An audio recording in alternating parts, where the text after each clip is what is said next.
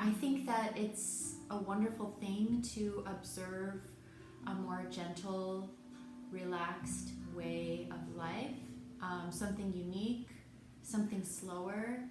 I think it gives permission to people who may not have a lot of energy and be able to keep up with the way the modern culture is and what you feel to be in demand of that is. I was just watching an interview recently, and the woman talked about her friend who is a palliative care nurse, a nurse who is with people on their deathbed. And she said the majority of people that she interacts with express that their deepest regret in life was that they weren't truly living for themselves. That every day and every action, they tended to do what maybe they thought would be most accepted, and ended up manicuring their whole entire existence based on some assumption or fear of not fitting in if they were actually themselves. And I've reached a point in being injured, having a spinal cord injury, always not feeling like I fit in anyway, even before my accident as a child. I have a very unique sense of living, and I have to honor that, because the pain that comes from denying my truest expressions is too great to endure on top of the suffering that I go through physically and emotionally, dealing with living as a paraplegic in this modern society. So my purpose in doing the videos was not only to be a supportive and nurturing person on the screen for anyone who needs inspiration to be themselves. It's also a very important step for me to show who I am and what I'm doing and how I'm doing it, and to feel a sense of connection and support through that. And we're all in this together, and one person's healing is everyone's healing. You know, it makes it a lot easier to live in an environment when the field is more filled with grace and love and compassion. This is a snack that I made. It's rolled oats, and I soaked them. And if you soak them overnight with either a little bit of apple cider vinegar or some other agent like buckwheat flour or something that helps take away the coating on the oats or something, so that in the morning when you get up and you rinse them off, what you're left with is a much easier to digest oat. And what I did was I also soaked walnuts and sunflower seeds and rinsed them off, and then I made this sort of combination with some peanut butter, maple syrup, and a lot of dates, and I chopped it all up, and nothing is cooked, and so I put it in the dehydrator for some hours, and I made like these granola bites, and they taste really, really alive and fresh. And I'm just having some banana. But coming back to what I was talking about cultivating connection, if it's too scary to do that with people, because either you feel that you can't actually be yourself or you're too scared to be yourself, so it's actually uncomfortable when you're around others because you're pretending most of the time. If that's too scary, or if you have really opened up and shown yourself and it felt like it backfired or something and you weren't actually accepted or maybe even ridiculed when you were so open, it's very painful to try and do that again. So before you isolate yourself and go into a deep depression, it's really important to keep the sense of connection alive. And if you are unable to go out and to try with people or to interact in society, I've learned in being more isolated because I'm paralyzed and I don't drive and I use the wheelchair. I'm home all the time. So I've had the experiential fortune of understanding that there are other ways to find the love and connection and that fulfillment that you feel that you can only get from having a close friendship or your family near to you. Those things are very powerful indeed, but I want to tell you that if you can start to tap into these other ways and have the patience to work with these things, then you can be flooded with those feelings. And then when you do happen to be around someone that you resonate with, and then you can come from a place of feeling whole already and feeling the love already without an expectation from them, there's a sense of ease that's palpable, and it allows for a much more harmonious and peaceful connection. So I'm talking about this food that I made, and the reason why I'm talking about it is because when I eat food, when I get food delivered from the farm every week, I get a produce box and I buy organic fruits, and when I shop online and get things delivered, I buy plant-based materials to make recipes with, and like noodles and noodles and different types of flours and different types of plant-based milks and things like that. When you start eating more like that, and you switch off of the processed diet, fast food and pre-made things, and going out to the restaurant, and the standard American diet that's really convenient that most people tend to eat.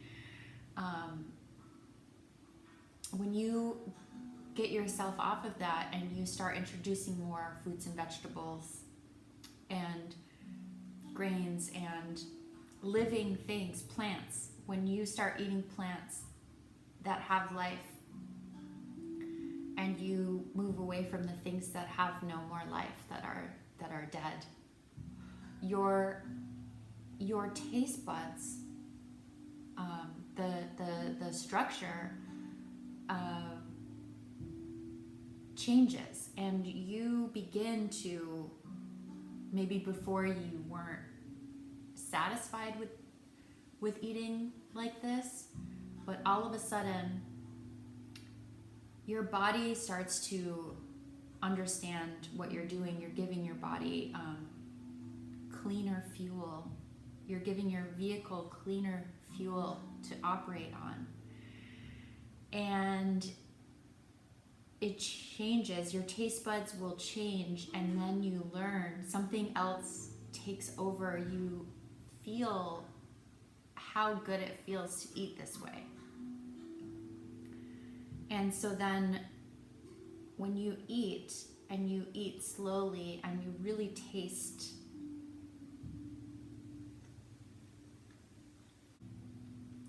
what you're eating,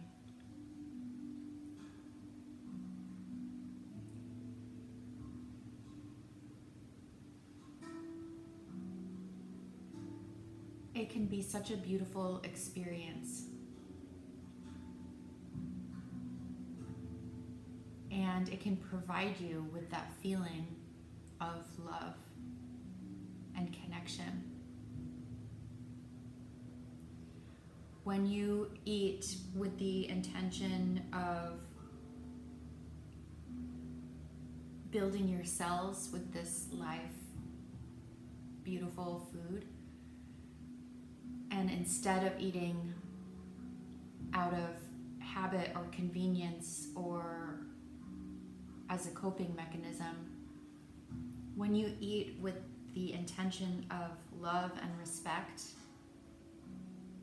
there's a feedback loop that happens, and the chemicals that are released when your body knows what it's eating is similar to that of, having a really, really, really beautiful sensory experience in your body. And if you slow down and listen and pay attention to that and practice mindful eating, that is an amazing tool to have, to resource from when you are not feeling connected.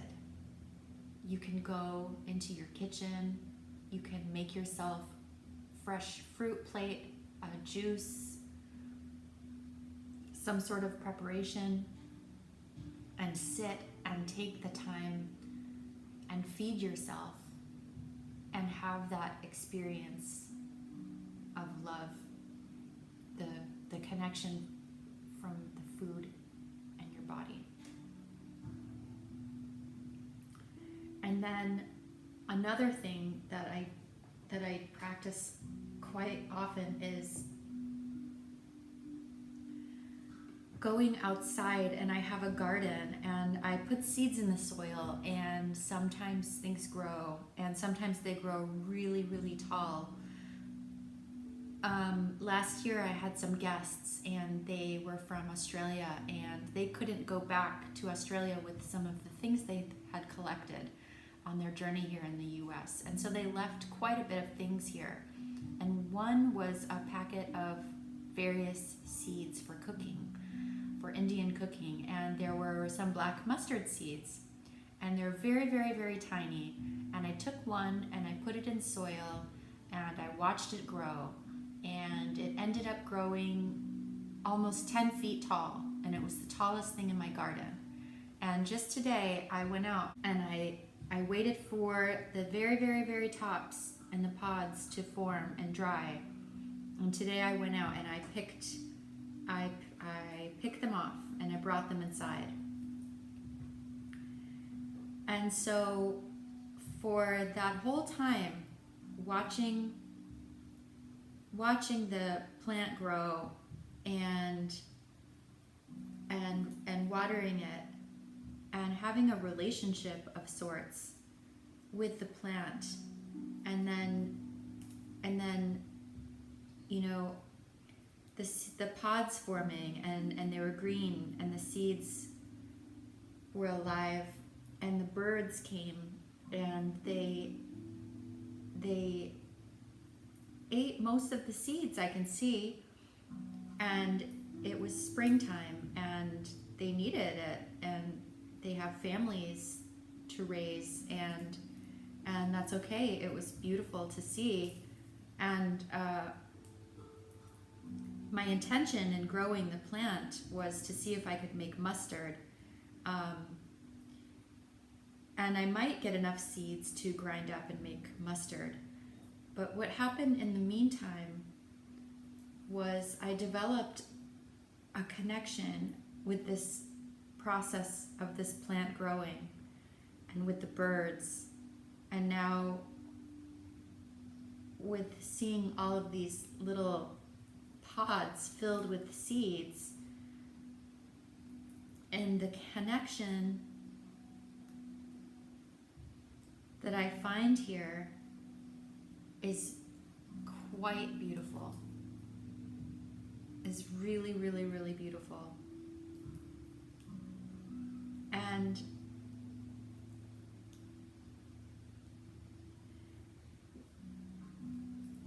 before my accident, and even after, I had experienced so much trauma and so much depression, and I was swept up in coping mechanisms, and I was in an uncontrollable spiral, and I even felt that I was being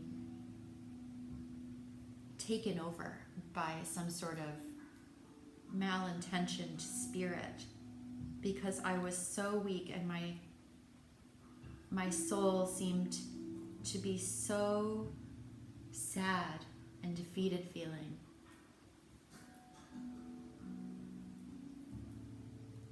I would do drugs, and I would drink alcohol, and I would do anything so that I didn't have to feel all of the pain and the grief. And it wasn't until my grandfather passed away, the experience was so traumatic that it cracked me so wide open. And I had to make a choice to do something, because I could no longer live my life the way I was living. And it opened up the floodgates, and I started to feel all of the pain from my past. And I thought that I was going crazy for a couple of years. And the pain and the depth of the sorrow was so immense. I didn't know if I was going to live. And through the suffering, from letting everything come out that I had pushed down for so long, through the surrendering to that suffering, I was guided to a place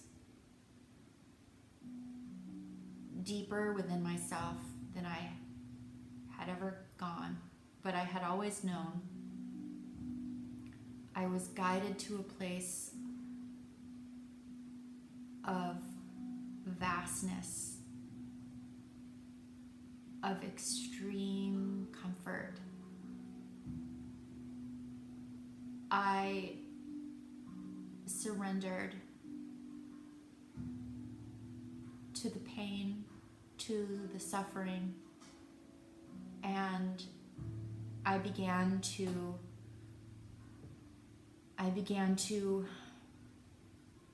be guided to start to nurture myself and to love myself through this process, to honor what an amazing thing I was doing. And it began a process of self-care and self-love that was more beautiful and intense than anything. And I am dedicated to that still. And through that process of pain, opening, feeling, surrendering, realizing, and being held in something so much greater, it's just impossible to shake that feeling now. I feel dissolved into everything around me.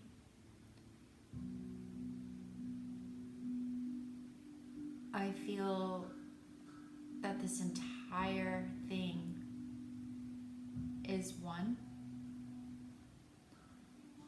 And all of the suffering and all of the love together in one energetic mass that we are all, everything, nature, people, energy, space, all of it. To feel that simultaneously and to feel me as a Heather in this life, as this personality, is the richest experience